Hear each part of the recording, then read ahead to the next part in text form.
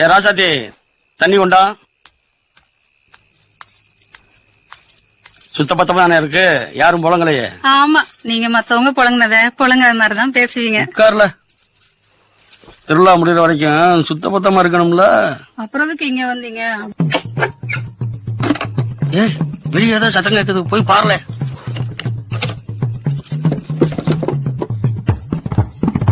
ஐயோ, வெளியில யாரோ கதவை பூட்டிட்டாங்க.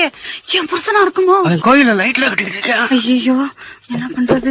எனக்கு வேண்டாதவன் எவனோதான் அந்த வேலையை பார்த்து விட்டாங்க. பின்பக்கம் கதவை இருக்கா? இப்பதான் புதுசா வர்ற மாதிரி பேசுவீங்க.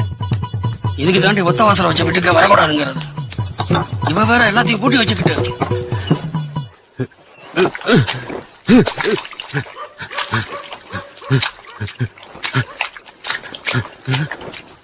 இங்க இருந்தால